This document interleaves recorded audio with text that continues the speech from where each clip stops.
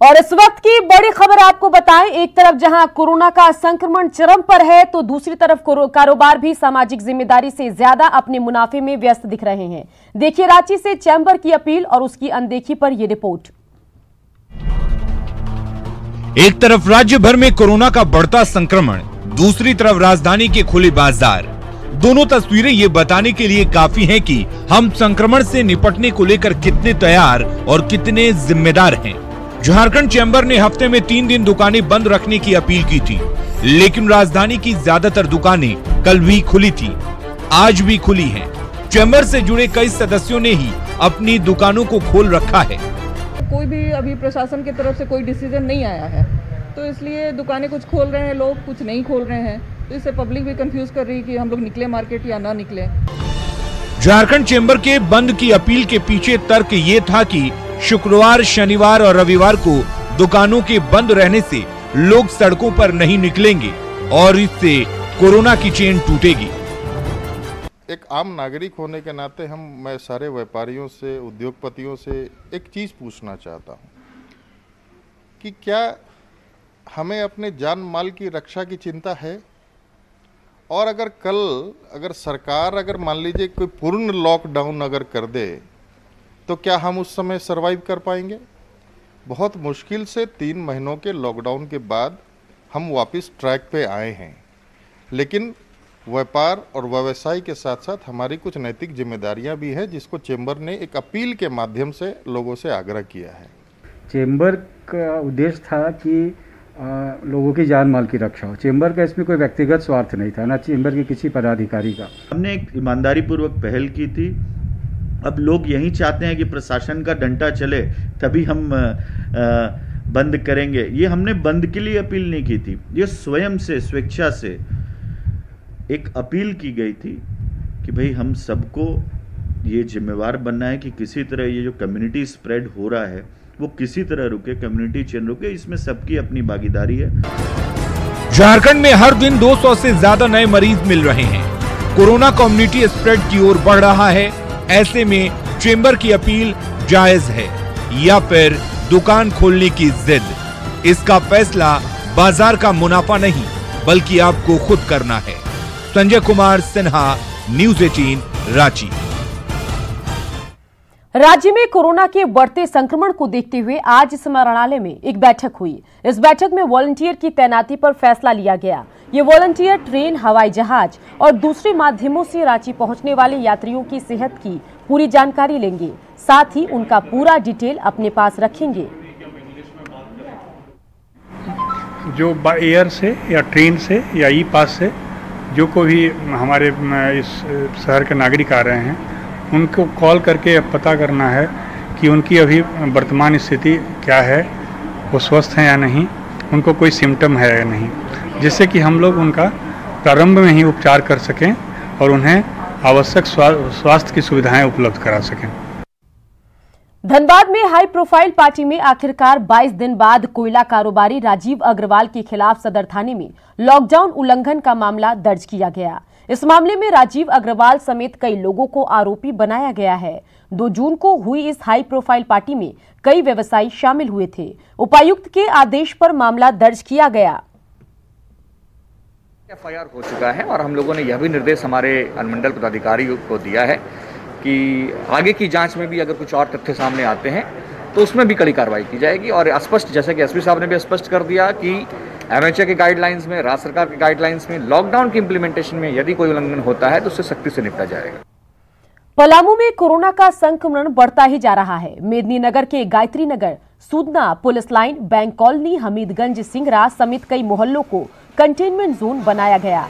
DC ने भी लोगों के सतर्कता बरतने और बिना मास्क के घर से बाहर नहीं निकलने की अपील की है।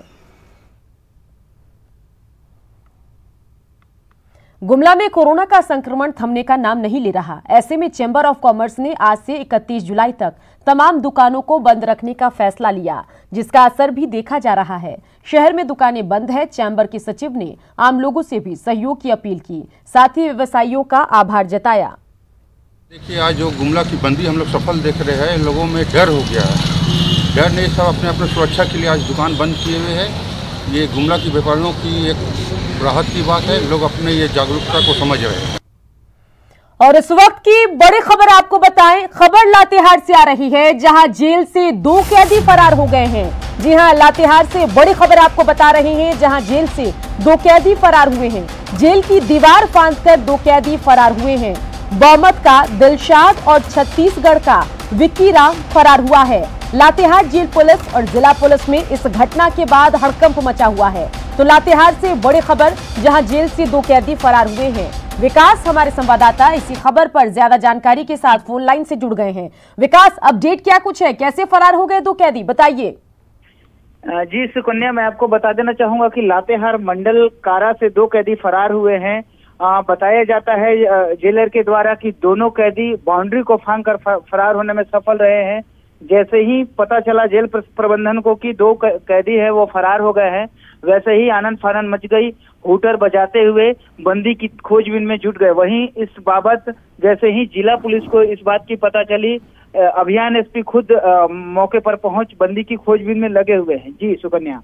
बिल्कुल विकास, आश्चर्य की बात यह है कि बड़े आराम से, जैसा आप बता रहे हैं कि बाउंड्री फांद कर ये चोर भाग गए जो पकड़े गए थे। ये बताइए कि ये बाउंड्री आखिर ऊंची कितनी थी और इन सब के बीच क्या जेल में ये सुनिश्चित करने की कोशिश नहीं की गई थी कि कोई भी कैदी यहां से भाग ना सके? जी सुकन्या, सही बात है कि बड़ा ही आराम से दोनों बंदी भागने में सफल रहे, परंतु ये भी बताना चाहूंगा कि जेल की बाउंड्री काफी ऊंची है और उससे भाग पाना मतलब आम नहीं है। कहीं ना कहीं उन्होंने कुछ और जुगाड़ लगाया होगा जो जेल प्रबंधन हम लोगों से छुपा रहा है। क्योंकि जेल के अंदर जाने की किसी की अनुमति नहीं होती है, इसलिए जो जेल प्रबंधन हमें बता रहा है वही हम सूचना हमें मिली है। बताते चले कि दोनों कैदी क्रमशः एक विक्की राम नामक कैदी है जो छत्तीसगढ़ का रहने वाला है। वहीं नाम हम दर्शकों को बता रहे हैं, ये जरा बताइए कि इनके दोनों कैदियों का प्रोफाइल क्या कुछ है, किस तरह के आरोप में ये जेल में बंद थे, ये जरा बताइए, क्योंकि ये समाज के लिए कितना बड़ा खतरा है ये जानना अहम है। जी सुकन्या, मैं आपको बता देना चाहूंगा कि ये स्पष्ट एक कैदी का स्पष्ट नहीं हो पाया है, क्योंकि एक कैदी वो छत्तीसगढ़ से आया हुआ था जिसका नाम विक्की राम है। वहीं दूसरा कैदी जो कोयले के चोरी मामले में जेल में गया हुआ था वो दिलशाद अंसारी उसका नाम है। वो लातेहार जिला का ही रहने वाला, बालूमा थाना अंतर्गत मासी आतू का रहने वाला है। जी बिल्कुल, और ये बताइए कि जब इंफॉर्मेशन मिली पुलिस महकमे को तो उसके बाद वो कितनी चौकसी दिखा रहे हैं और इनकी दोबारा गिरफ्तारी के लिए क्या कुछ कवायद चल रही है? जी बिल्कुल, चौकसी नजर आ रही है, चूंकि अभियान एसपी खुद मौके पर पहुंचकर तथा पुलिस सदल बल पहुंचकर छापेमारी अभियान चला रहे हैं, खोजबीन में जुटे हुए हैं। वहीं जेल प्रशासन भी साथ में लगी हुई है। चलिए, तमाम जानकारी के लिए आपका शुक्रिया। तो 2 कैदी फरार हुए हैं, इस खबर पर हमारी नजर रहेगी। बढ़ेंगे आगे, बात करेंगे बोकारो के गोपालपुर की, जहां 12 परिवारों पर कोरोना काल में दुखों का पहाड़ टूट पड़ा। लॉकडाउन के दौरान उत्तर प्रदेश में सड़क हादसे में यहां के 12 मजदूरों की मौत हुई थी। तब यूपी सरकार ने 2 लाख और झारखंड सरकार ने 4 लाख रुपए मुआवजा देने की घोषणा की थी। यूपी सरकार ने तो अपना वादा निभा दिया, लेकिन झारखंड सरकार पीड़ित परिजनों से किए वादे को शायद भूल गई। कोई बहन की शादी करना चाहता था तो किसी ने बेटी के हाथ पीले करने का सपना देखा था, लेकिन झारखंड सरकार की अनदेखी से वो सपने ऐसा लग रहा है कि टूट जाएंगे। ऐसे में अपनों को खोने का गम झेल रहे परिवार को प्रशासन द्वारा जवाबदेही से मुंह मोड़ लेने से दोहरी परेशानी उठानी पड़ रही है।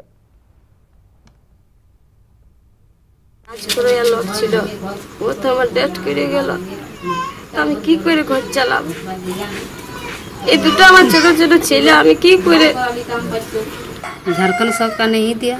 कितना बोला था देंगे? 4 लाख। तो अभी तक नहीं दिया? नहीं दिया। कितना परेशानी हो रहा है? बहुत परेशानी हो रहा है। कब खावा दबार जुटছে না, काम করছি লোক আড়া থেকে काम করে আনছি তো চিলা পুলা খাওয়াছি काम पाट करे। क्या बोला सरकार बोले थे कि मैंने 4 लाख रुपया देंगे आपको, लेकिन अभी तक नहीं मिला। कितना परेशानी हो रहा है? जो 2 लाख रुपया मिला था, कमाने वाला कोई नहीं था, वही लड़का मेरा बड़ा लड़का कमाने वाला था। मैंने वही पैसा उसा भेजता था वहीं से, तो हम लोग खाते पीते थे। अब तो कमाने वाला नहीं है, तो वही 2 लाख रुपया मिला है, उसी को 2000-3000 रुपया कर निकाल के खा रहे हैं। क्या करेंगे? 2 लाख कौन दिया था? यूपी सरकार। 16 मई को यूपी के ओरिया में सड़क दुर्घटना में चास प्रखंड के गोपालपुर पंचायत के 12 लोगों की दर्दनाक मौत हुई थी। उसके बाद जिला प्रशासन से लेकर कई अधिकारी गांव में पहुंचे थे और कई तरह के वादे किए थे, लेकिन आज वादा बनकर रह गया है। आज यहां पर जो लोग हैं, जो पीड़ित परिवार है, वो भूखे मरने की स्थिति में आ गए हैं। यूपी सरकार ने जो वादा किया था 2 लाख रुपए देने का, उन्होंने वादा पूरा किया, लेकिन झारखंड सरकार ने जो वादा किया था 4 लाख रुपए देने का, आज वो वादा बनकर रह जा रहा है। जो यहाँ के परिवार के लोग हैं काफ़ी मर्माहत है कि जो सरकार ने वादा किया था उसको पूरा नहीं किया। आज स्थिति उनकी काफ़ी खराब है। ऐसे में सरकार को सोचना चाहिए कि जो पीड़ित परिवार है, पीड़ित परिवार को जो उनके मुआवजा है, मुआवजा की राशि को देनी चाहिए ताकि परिवार ठीक से चल सके। ज्ञानेंदु जयपुरिया, न्यूज़ 18 बोकारो। पलामू में जिले में विकास की योजनाओं में कैसे लापरवाही बढ़ती जाती है, उसका ताजा उदाहरण है 2 साल पहले बनी पुलिया, जो पहली बरसात में टूट गई। पुलिया का दोनों हिस्सा टूटने से 2 दर्जन गांव के लोगों का आवागमन ठप हो गया है। बता दें कि करीब 40 लाख की लागत से दुर्गावती नदी पर इस पुलिया का निर्माण किया गया था, जो महज 2 साल में ही टूट गया, जिसका विरोध अब ग्रामीण कर रहे हैं। साथ ही ठेकेदार और अधिकारी पर FIR दर्ज करने की मांग कर रहे हैं। पुलिया जो है देख रहे हैं कितना खराब है। इस ठेकेदार को अभी अविलंब जेल जाना चाहिए, एकदम तुरंत इसमें कार्रवाई एकदम होना चाहिए, एकदम जरूरी। ठेकेदार के इसका जो अथी है, इंजीनियर इसका जो पास किया था इसको, उस पर कार्रवाई होना चाहिए एकदम अविलंब एकदम। अभी तो पुलिया बनी थी और जिसके अभी बारिश ज़्यादा होने के कारण इसका जो दोनों अप्रोच रोड जो है वह कटाव के कारण क्षतिग्रस्त हो गया है और पुलिया अभी उपयोग के योग्य नहीं है। तो अभी जो संबंधित एक्जीक्यूटिव इंजीनियर है उनको निर्देश दिया गया जल्द से जल्द इसकी मरम्मती करके आवागमन को हम लोग सुचारू रूप से चलाएंगे। बारिश के मौसम में भी लोहनगरी जमशेदपुर में जी हां बिजली की आंख मिचौली जारी है। गैर टिस्को इलाके में 10 से 12 घंटे लोड शेडिंग हो रही है, जिससे पानी की समस्या भी लोगों को परेशान कर रही है। जायजा लिया संवाददाता रंजीत ओझा ने। जमशेदपुर के मानगो इलाका में है और यहाँ जो सबसे भारी समस्या इन दिनों उत्पन्न हो चुकी है वह है बिजली की आंख मिचौली से यहाँ के लोग जो है वो काफ़ी परेशान रह रहे हैं। सबसे बड़ी बात यह है कि इस मौसम में अगर लाइन कटती है तो मोटर नहीं चलता है, बिजली अवरोधित होती है, तो मोटर के चलते जो पानी नहीं आती है टंकी में, तो बिजली के साथ साथ पीने की पानी की भी समस्या उत्पन्न हो जाती है। बहुत परेशानी हो रही है बच्चों को, बच्चे सो नहीं पाते हैं, बहुत परेशानी हो रही है। इसके चलते जो है बच्चा लोग मैंने बहुत पढ़ाई लिखाई भी डिस्टर्ब हो रहा है, पढ़ाई तो कर ही नहीं पा रहा बिजली के चलते, और मच्छर वगैरह भी बहुत काफ़ी लग रहे हैं। बिजली तो लगभग यहाँ पे बहुत कम ही रहता है सर। जैसे मान लीजिए 24 घंटे में मान लीजिए 10 से 12 घंटे बिजली रहती है, जिससे बिजली बहुत सारी समस्याएं उत्पन्न होती है। न्यूज़ 18 के लिए जमशेदपुर से रंजीत कुमार ओझा। बढ़ेंगे आगे। कोरोना संकट में महाराष्ट्र के औरंगाबाद की एक बुजुर्ग महिला भटक कर लातेहार पहुंच गई है। करीब 2 महीने पहले ये महिला लातेहार पहुंची थी। वो सिर्फ मराठी बोलती हैं, ऐसे में काफी परेशानी का सामना करना पड़ रहा है। प्रशासन ने रेल परिचालन सामान्य होते ही उसे वापस पहुंचाने का भरोसा दिलाया है। के दौरान लातेहार में एक अलग तस्वीर देखने को मिली है, जहां पर प्रवासी मजदूरों के जत्था के साथ महाराष्ट्र औरंगाबाद की एक महिला है जो भटक कर लातेहार आ पहुंची है और जिला प्रशासन उनका मदद करते हुए उन्हें लातेहार सदर प्रखंड स्थित गुरुकुल में रखा गया है और उनको उनके खाने पीने तथा रहने का पूरी व्यवस्था जो है जिला प्रशासन दे रही है। हालांकि इस मामले में जिला प्रशासन के पदाधिकारियों से बात करने पर उन्होंने यह बताया कि जैसे ही ट्रेनों के परिचालन शुरू हो जाती है इनको उनके गंतव्य तक पहुंचाया जाएगा। हमारे साथ वार्डन है, यहाँ पर इनको कितने दिनों से रखे हैं और ये कहाँ की महिला है? यहाँ हमारे पास 1 महीना से लगभग रखी हुई है और ये अपना महाराष्ट्र बता रही है, जिला औरंगाबाद का है और अभी फ़िलहाल अभी जो है से घर जाना चाहती है।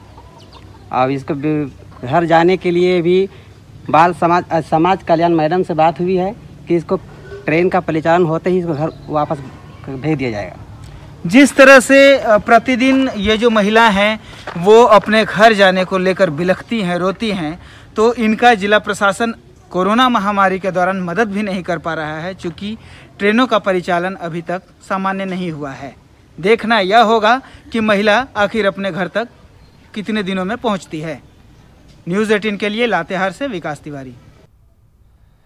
कोरोना काल में नौकरी के नाम पर फर्जीवाड़े का खेल भी चल रहा है। ताजा मामला झारखंड बिजली वितरण निगम लिमिटेड का है, जिसके नाम पर फर्जी तरीके से विज्ञापन निकालकर बेरोजगारों से पैसा ऐंठने का मामला सामने आया है। 1145 पदों पर फर्जी तरीके से बहाली निकालकर बेरोजगारों से आवेदन मांगे गए और परीक्षा शुल्क के रूप में प्रति आवेदक 420 रुपए लिए जा रहे हैं। इधर JBVNL की ओर से कहा गया है कि ऐसा कोई विज्ञापन नहीं निकाला गया है। पूर्णतः फर्जी है, जिसका हमने थाना में भी सूचना दे दिया है। वो अपने स्तर से इस पर कार्रवाई करेंगे। जामताड़ा पुलिस ने मेहजाम, जामताड़ा, नारायणपुर और कर्माचांड थाना क्षेत्र में CSP संचालक से लूट और गोलीकांड को लेकर 4 हिस्ट्री शीटर अपराधियों को गिरफ्तार किया, जिनके पास से हथियार और आपत्तिजनक सामान बरामद हुआ है। SP अंशुमन कुमार ने बताया कि अपराधियों के पास से ऑटोमेटिक पिस्टल समेत जिंदा कारतूस मिले हैं, साथ ही 3 बाइक भी बरामद की गई है। पुलिस अधिकारी या जवान में कुछ लूट और छिनतई की घटना घटी थी। एक घटना जामताड़ा में हुई थी, एक करमाटार में और एक नारायणपुर में। उस गैंग का उद्भेदन कर लिया गया है, जिसमें कि 4 लोगों को गिरफ्तार किया गया है। हमारी पूरी टीम जो कि SDPO जामताड़ा के निर्देश में काम कर रही थी, उन्होंने बहुत ही अच्छा काम किया। लगातार चलता रहेगा खबरों का सफर, देखते रहिए न्यूज़ 18 बिहार झारखंड।